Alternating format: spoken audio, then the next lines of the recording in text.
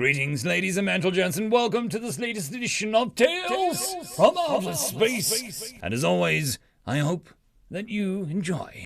The Pyramid, written by ack1308. I swung the machete one last time, cleaving a particularly stubborn bunch of vines out of the way, and stepped into the clearing. Voila! I declared, spreading my arms wide, though being careful not to decapitate my assistant with my machete. A lost pyramid right where I thought it would be. Paul stopped alongside me, panting heavily. A brawny young man, he had mainly agreed to come with me on my expedition when I told him that it would give him extra credits towards the end of the year. I had shamelessly taken advantage of his good nature, loading him with as much of my equipment as he could carry. Holy crap, Professor, he agreed. Right where you said. How'd you know? Satellite pictures? I snorted. Who's got the time to search every square meter of a photograph of jungle with a magnifying lens? I cheated and followed the directions. Now he looked really confused. Directions? I sighed. This was the reason I hadn't revealed my sources until now. Yes, directions. Did you know that there are pyramids of this nature in every continent? With a wave of my hand, I indicated the squat square block construction before us. Far removed from the majestic constructions of Giza, this was much less imposing, but somehow managed to look more sinister. Perhaps it was the overgrowth of the grass, or small trees in various levels, or maybe the surrounding jungle itself. Personally, I blamed pop culture. Every movie that featured a pyramid and jungle invariably had a monster or three residing within the construction itself. A base canard. Predators needed to roam free, not lurk within a set area and hope for importunate explorers to fall into their traps. No, Professor, I didn't. He took his hat off to wipe his brow. Then he stared at me. But even in Antarctica, yes, even in Antarctica. I smiled and looked at the confusion in his face. It's a well-kept secret, but they did discover a pyramid there. Or rather, the remains of one that had been damaged by a glacier. From the pictures they took, however, I was able to reconstruct what it originally looked like. By the way of illustration, I waved the pyramid before us, exactly like that, though with rather less overgrowth on it. That's, he rubbed the back of his neck. That's, amazing. Which was odd, because the look on his face said, that's crazy. But I supposed he really wanted those end-of-year credits.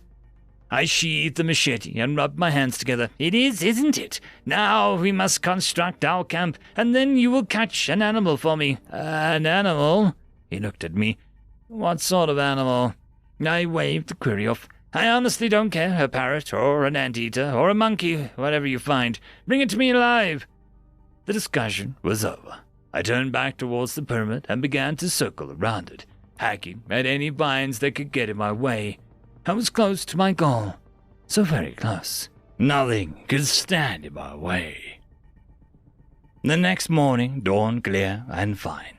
I rolled out of my sleeping bag, stifling my grumbles at the aches and pains that had inevitably developed from sleeping on the ground. Unfortunately, the copious amounts of insect repellent which had packed along had done its job, and none of the larger jungle animals had seen fit to investigate our camping spot. The small monkey that Paul had managed to snare glowered at me and tried to bite me when I picked it up. Paul already bore several imprints from its teeth, all treated with antiseptic. He had asked me if we were going to be having monkey stew. It was a possibility, I told him.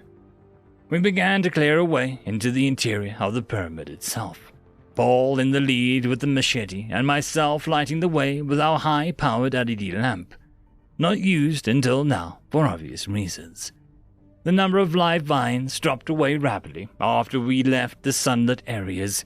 Even spiderwebs became less frequent, despite what horror movies will say. I took note of the occasional animal droppings littering our path, and made sure to check the ceiling on irregular occasions. Mats may not be able to turn into vampires, but some have been known to carry rabies. Eventually, following the directions I had learned by heart, we reached the stone tablet in the middle of the pyramid. I used a whisk broom to brush off the accumulated small detritus of the ages, and trained the lamp upon it. A smile spread across my face as I recognized the markings. "I've never seen anything like this before," Paul said, frowning heavily. "I have, but never undamaged like this," I replied absently.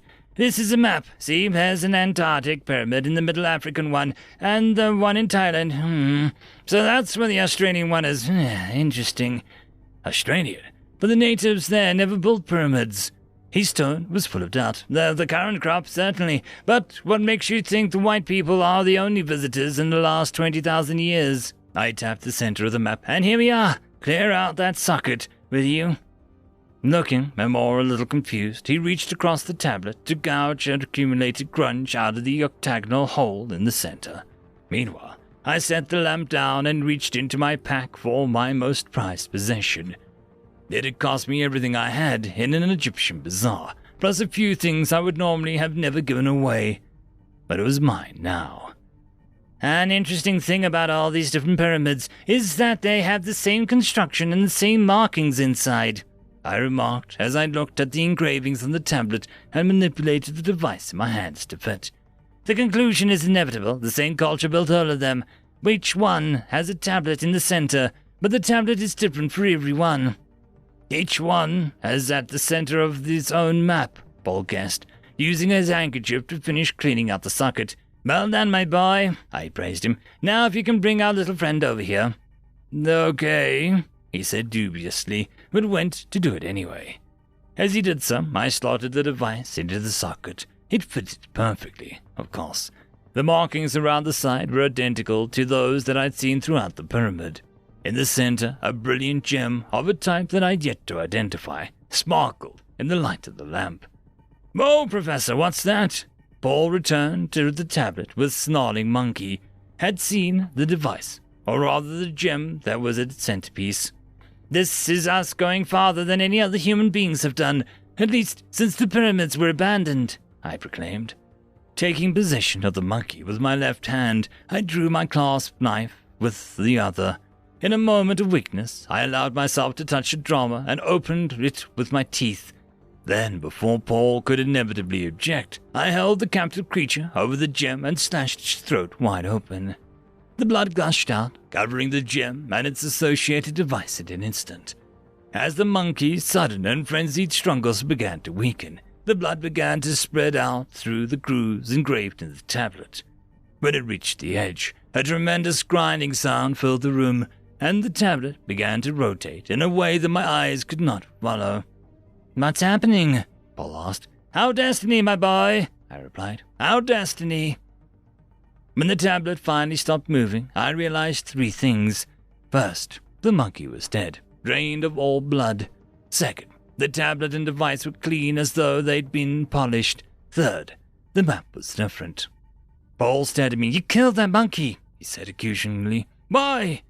"The ancient writings said that a life was needed," I shrugged. "Human sacrifice is dramatic, but entirely unnecessary in this case." For a few moments, Paul seemed to struggle with this. Then he pointed at the tablet. "Okay, so we did something. What did you do?" In answer, I took the device from the middle of the tablet and placed it in back my pack. "Let us go and see." I tripped back to the exterior of the pyramid, went entirely without incident. I was certain that Paul noted, as I did, the fact that the stonework looked new, entirely without stain or blemish.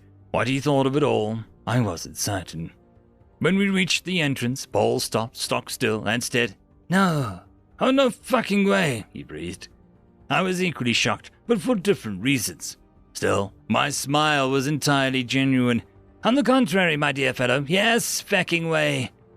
Before us, in a place of the jungle that we had hacked our way through, was miles and miles of rolling farmland.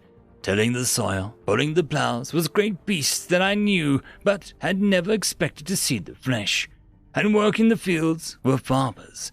But not ordinary farmers, not even Incans or Aztecs, but Surians. Well, I mused, this is a turn-up for the books. End of story. This is a special thank you to the one, the only, the legendary ack1308, who has become the only Tier 6 patron. I just want to thank the T5 patrons and channel members. Cam Maxwell, Casper Arnholtz, Estrella the Dreamer, Trygain95, Fudic Yol, Meridian117, Elysia, Jordan Bucksbaum, Angry Marine, Albard and Gusta, and Barkey. Thank you very much. And that, my friends, concludes this video. I hope that you enjoyed.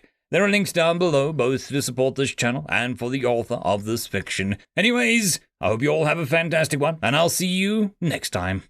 Cheers.